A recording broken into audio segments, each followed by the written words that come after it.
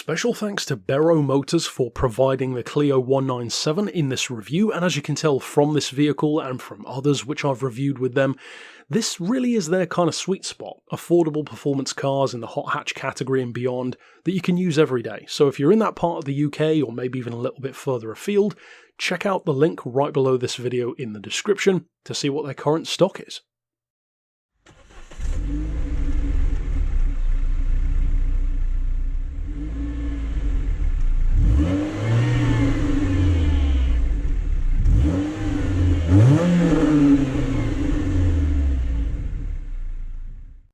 When it comes to making really good hot hatches, Renault kind of knows what they're doing, and that's a major understatement, but at the same time I find this very curious thing happens with a lot of Renault hot hatches, and in fact this has happened through the years to the point where you can look at it just based on raw numbers to back up what I'm saying, and that is that more so than really any other hot hatch, Renaults consistently have this phenomena of dropping in value after a couple of years, hitting rock bottom dirt cheap prices with a ton of car for the money, and then a few years after that beginning to rise to the point of getting almost, in some cases, kind of ridiculous.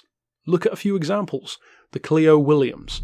These days 20-30 grand, easy, if not more for a lower mileage example. Of course, a prime example, the Clio V6. 50 grand for a higher mileage one, 80 grand for a super low mileage one.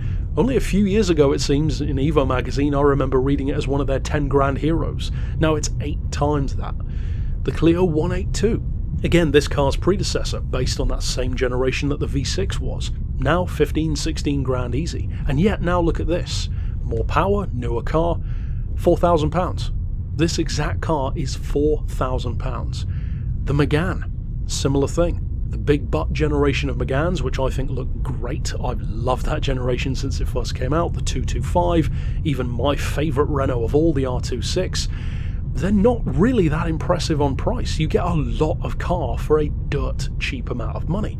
Even the variation between these Clio 197s on value doesn't really fluctuate that much. It's like 4 to 8 grand, with very few going out of those margins, even with higher or lower miles. So what do you actually get for that money, and why am I bringing this up at all?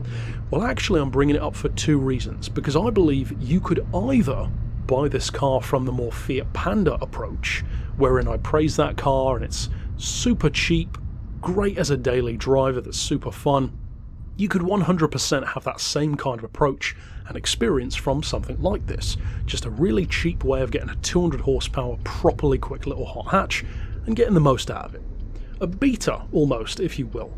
On the other hand though, I would say that now is the time to get one as an investment, because they're not going to stay 4 grand forever as those predecessors show. Now that won't necessarily happen to all of them, but it's a pretty safe bet given the track record, especially on ones like the Cup and the F1 edition. Now when it comes to those ones, they still have the 197 horsepower, but they tend to focus more on stiffening up the steering, getting rid of some of the accoutrements that make the car easier to live with, less creature comforts in other words. But this is just the normal, attainable, everyday hot hatch, if you will. So what do you get from this one as the most livable variation of the fast Clio? Well, you get a 2 litre naturally aspirated engine, of course it's front engine, despite the fact that I think it kind of looks like a little homage to the Clio V6 with those chunky hips and the kind of little ball of muscular power design that it's got. As the name suggests, just under 200 horses. The torque isn't crazy, but it's not bad.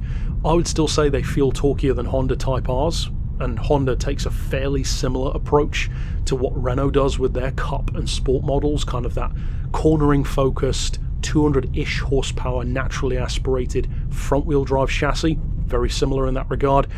Performance though is very strong. The gearing is fairly close, so the top speed is only around the mid 130 region. Again, it's not a Megane, so it's not taking on Ford Focus RSs, etc., but the acceleration is very good. It's a fantastic rival, if nothing else, for something like a Corsa VXR, for example, which I also reviewed here on the channel. 0 to 60, 6.9 seconds completely stock. That's a really healthy number for a car like this, which isn't the absolute top tier contender. Much like a Honda Type R though, and I would imagine much like the Megane Cups and the R26 etc. as well, Renault really gave this car the gift of cornering prowess. It's through the corners that you will by far have the most fun in something like a Clio 197. To the surprise of absolutely no one, that is where the car shines. And Renault has got it down to such an art at this point, even at this point, let alone over a decade later, that it still shines through all this time on, and for such a low price. In terms of practicality, well, again, it's a Clio. It's not expensive to buy, parts aren't too bad. For example, I would wager it's probably cheaper to replace most parts on this than, for example, my Golf R32. And although I haven't compared the prices and they're not exactly the same calibre, I think you understand what I'm getting at. Again, it's that livable kind of hot hatch. Much like the Panda, nothing is too expensive on a car like this, even if it does break. Now that's one of the things that you might also be wondering about. What is going to break? What is the reliability like? The French aren't exactly known for making the most reliable cars around, and if these cars are so cheap, surely there's got to be a reason. Many people will legitimately be thinking that. Well, let's consider some of the issues, because they do occasionally have some, but again, let's be honest, every single car in the world has a list of issues that can happen if you look through forums for long enough and get everyone's collective experience. So in the case of these 197s, the most common issues which I could find from those owners' forums tend to be starter motors. That's apparently a fairly early thing in lower mileage cars to go. Water pumps, cam belts and auxiliary belts. They're recommended to change about every 5 years or just over 70,000 miles. They are known to sometimes have gearbox issues around the 40,000 mile or so mark, and generally speaking it seems like a consensus that they're a bit rougher until they've warmed up. So once you're on a longer trip and they have warmed up, totally fine, but initially a little bit of roughness there. Overall though, the consensus does seem to be that they're pretty solid. Generally speaking, about on par with a lot of their non-French rivals, for example, maybe Volkswagens, Fords, even Vauxhalls, etc. So they're in good company. I would not say, based on my research, that they seem any worse than any other hot hatch for reliability, so I wouldn't say that's too much of an issue to worry about. And in terms of what you get, I think ultimately I could condense my thoughts for the Clio 197, and I believe this could probably even apply to a 182 or a Megane 225, etc. as well. Maybe even the more hardcore versions of this car, like the Cup and the F1, with the stiffer suspension, more hardcore cornering focus, track day kind of stuff, by saying that, to me at least, something like a Clio 197 is more the kind of hot hatch for somebody who doesn't so much care about showing off, but more cares about actually getting the most smiles per mile, if you will, which is a common phrase in the petrolhead world, out of their car. So in other words, if you want to look cool, you can certainly find much flashier, more boy racer, more overt hatches out there, either for this price or more. I'm sure you can think of a few. The Clio is not really that kind of car. As far as visuals go, it's fairly subtle. It's good looking, but it's subtle. It doesn't have huge wings and intakes and stripes all over the place. It's a semi-understated car. It's all about you as the driver.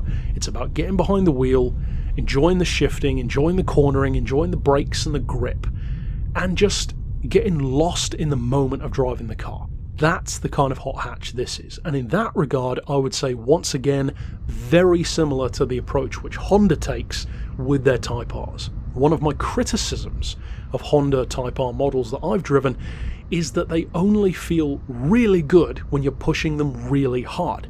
So in normal driving conditions, to me at least, I know it's sacrilegious to say, I kind of find them boring. I'm sorry. This, I was worried, could fall into that, but something about Renault, maybe it's having a bit more of a thumpy approach to its torque, whatever the case may be, it doesn't have that boredom, because much like the Panda, maybe again it's that smaller size, it certainly could be, every speed feels faster than you're actually doing, and it feels more fun than sometimes a car with 30, 40, 50 horsepower more. So, spot on job by Renault as far as I'm concerned, and like I said, that is my verdict. This is a hot hatch for people who love using their hot hatch for them, to get their driving pleasure out of it, not someone who wants a hot hatch to show off like a boy racer to everyone else.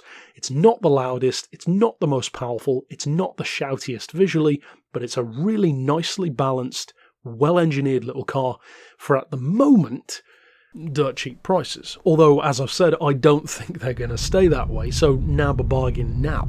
Finally though, in terms of that performance, although I mentioned, it's not the loudest, the craziest, the most powerful, don't be fooled into thinking that these are not quick. The 197 is a properly quick little car with that 197 horsepower, with that small front-wheel drive 6-speed manual chassis and drivetrain layout. It can do up to 60 in 6.9 seconds. That's properly quick, and like a decade, even half a decade before that, that would have been up there with the best of them in terms of hot hatch territory. So as I've said in other videos, the hot hatch world waits for no one, and the acceleration of change is almost more notable than any other category of car. This is another prime example of that. Of course, top-end speed isn't quite as strong due to the gearing and the power, about the mid 130-ish, 135 mile an hour region. But again, for most of the time, do you really need more than that on UK roads? Probably not. Not if you want to keep your car on your license anyway. So as I always like to say, if you were an owner of a 197, maybe a Cup, maybe even a different one like a Megane 225 or an older Clio perhaps, drop your stories down below, maybe warnings or things that you maybe think I got wrong in the video, etc. for other owners, so that those people who want to buy one can check out the video, look at those comments and potentially benefit from it. But until next time, I'll see you then with another review, and for now, as always, thanks for watching.